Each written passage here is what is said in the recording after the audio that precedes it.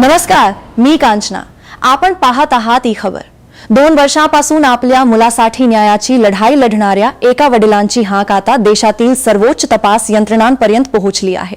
महाराष्ट्रातील नवी मुंबईमध्ये 2023 मध्ये झालेल्या 21 वर्षीय परवेज अयूब कुरेशी यांच्या संशयास्पद मृत्यू प्रकरणात पोलीस, वैद्यकीय अधिकारी आणि काही इतर व्यक्तींवर गंभीर आरोप करण्यात आले आहेत. मात्र हे सर्व आरोप तक्रारदाराच्या निवेदनावर आधारित असून त्यांची अधिकृत पुष्टी अद्याप झालेली नाही.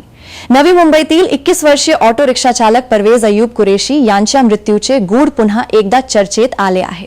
मृताचे वडील अयूब कयूम कुरेशी यांनी पंतप्रधान, केंद्रीय गृहमंत्री, सीबीआय, महाराष्ट्र शासन, डीजीपी, पोलीस आयुक्त आणि इतर घटनात्मक संस्थांकडे तक्रार दाखल करून आपल्या मुलाचा मृत्यू हा अपघात नसून सुनियोजित खून असल्याचा आरोप केला आहे. त्यांनी या प्रकरणाची सीबीआय, सीआयडी किंवा एसआयटी मार्फत न्यायालयीन देखरेखीखाली स्वतंत्र आणि वैज्ञानिक चौकशी करण्याची मागणी केली आहे.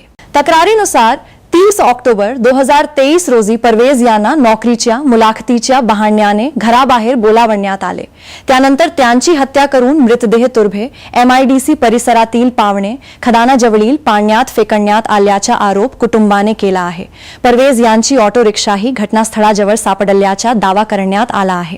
पीडित कुटुंबाचा दावा आहे की त्यांच्याकडे CCTV footage, audio recording, RTI द्वारे मिळालेली कागदपत्रे आणि इतर डिजिटल पुरावे उपलब्ध आहेत.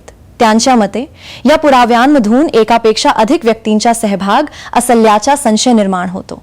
मात्र या सर्व बाबींचा विचार न करता पोलिसांनी केवळ पाण्यात बुडून मृत्यू झाल्याची नोंद केल्याचा आरोप करण्यात आला आहे. शवविच्छेदन प्रक्रियेवरही गंभीर प्रश्न उपस्थित करण्यात आले आहेत. तक्रारदारांच्या म्हणण्यानुसार आवश्यक फॉरेन्सिक तपासणी, विसेरा जतन करणे, डायटम टेस्ट, टॉक्सिकॉलॉजी आणि इतर वैज्ञानिक चाचण्या करण्यात आल्या नाहीत. यामुळे संबंधित वैद्यकीय अधिकाऱ्यांच्या भूमिकेचीही स्वतंत्र चौकशी करण्याची मागणी करण्यात आली आहे. याशिवाय मोबाईल फोन, कपडे, चप्पल, ऑटो रिक्षा आणि इतर महत्त्वाचे पुरावे वैज्ञानिक पद्धतीने जप्त करण्यात आले नाहीत. तसेच पंचनामा आणि शवविच्छेदन अहवालामध्ये गंभीर विसंगती असल्याचाही आरोप करण्यात आला आहे.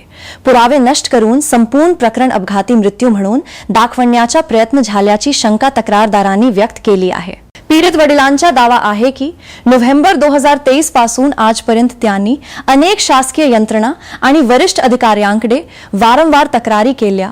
मात्र 2 वर्षांहून अधिक काळ उलटूनही FIR दाखल करण्यात आलेला नाही.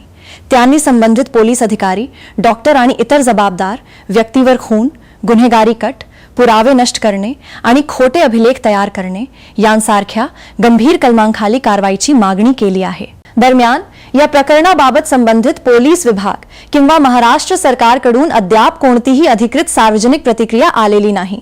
ई खबर स्पष्ट करू इच्छिते की या वृत्तातील सर्व आरोप तक्रारदाराने विविध अधिकाऱ्यांकडे सादर केलेल्या तक्रारींवर आधारित आहेत. या आरोपांची सत्यता केवळ निष्पक्ष आणि अधिकृत तपास पूर्ण झाल्यानंतरच स्पष्ट होऊ शकेल. मी कांचना.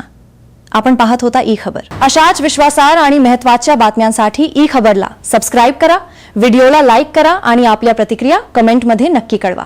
धन्यवाद.